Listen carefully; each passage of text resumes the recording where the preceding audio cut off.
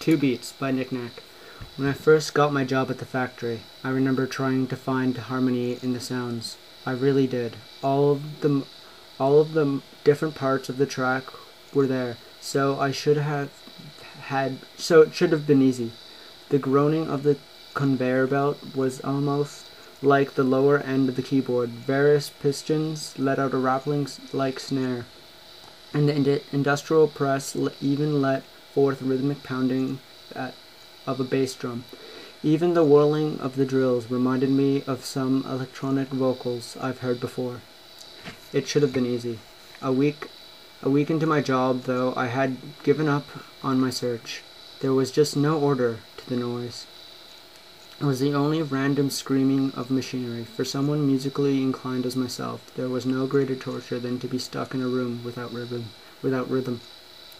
6 months, 2 weeks, 4 days, 4 hours, and even minutes into my job, I fought to stay awake in order to watch the day's shipment of hydraulic valves pass me by. We have gotten an order for 10,000 of them by some pumping company or whatever. I didn't care. All that affected me was that it fell on my shoulders to make sure that all the valves were opening and were clear, that none of the handles were broken. Such interesting work, I know. I couldn't help myself. I let my eyes wander up to the high, rustling ceilings of the room I was in. I was looking for some sort of escape, a sign of freedom, anything that was as pointless as trying to find the order in the sounds of the factory. When the building had been built, some bigwig had decided that it would be more cost-effective to have the electric lights instead of windows. When I remembered this, I once again came to the conclusion that it was almost be worth the consequences to find out who had ordered that there no windows to be installed, and to show him what I thought of the idea. Then again, prisons didn't have windows either, which was my problem in the first place. In lieu of clouds or birds, I counted the light fixtures. 24 halogen bulbs cast a yellow veil on everything. This made it so that I wasn't working in complete darkness. However, the dimness took on like obsessive personality. I sighed. It wouldn't have helped to have a decent lighting in here. Everything on the packaging floor where I worked was a shade of grease-blackened gray. A shrill bell suddenly rang out. I instinctively winced. The sound meant that someone on the assembly line had made a fuck-up. Maybe I was being paranoid, but I couldn't help to feel that it was me. "Crossfade! Get your ass over here!" Me. I shut my eyes for a second, cursing myself. The only thing worse than getting paid a pittance to watch bits of machinery crawl past by me for 10 hours a day is getting bitched at while watching machinery crawl past me for 10 hours a day. I looked around to make sure the path was clear, and then in the pain of a cramp shot up my neck. My legs were also stiff as I walked over to the end of the conveyor belt to deal with my boss. This was the third time you let a defective piece through since you showed up today, the gray coal cult shouted at me. I wasn't sure what intimidated me more, the fact that he was angry or the fact that he was roughly twice my size. At any rate, if I didn't want to piss him off even more than he already was, so I remained silent as his rage continued burning. "If you don't want to be here, fine by me, but get the fuck out of my factory. And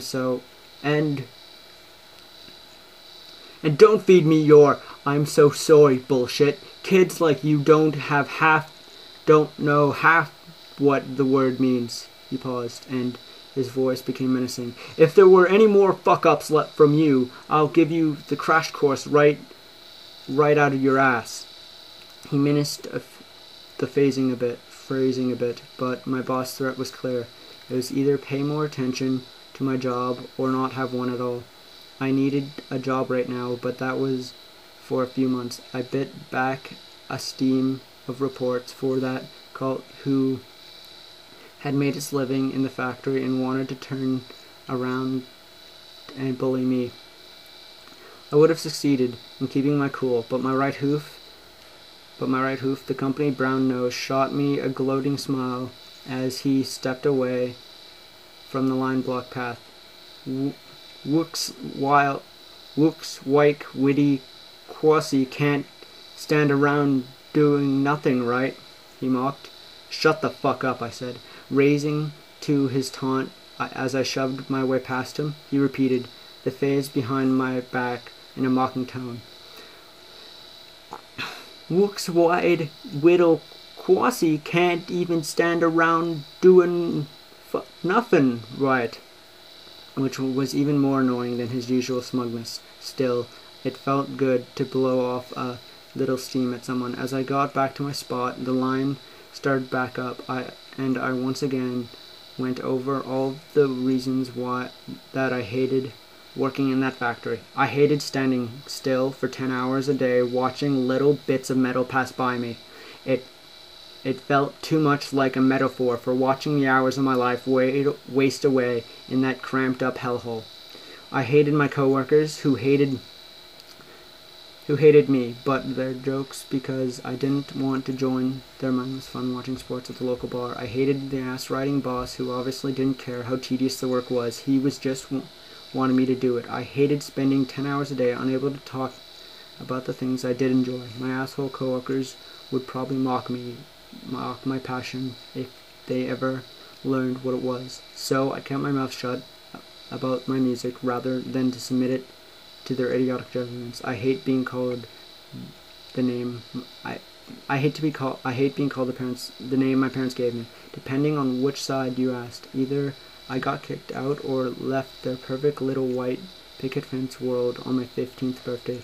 I had taken out what equipment and tracks I owned with me and never looked back. Being independent had its advantages, but it also came with responsibilities like rent and food. No one wanted to hire anyone at my age, and I hadn't done myself much of a favor on the front by leaving school, and that is why I am stuck working in this celestia fate forsaken factory in the first place.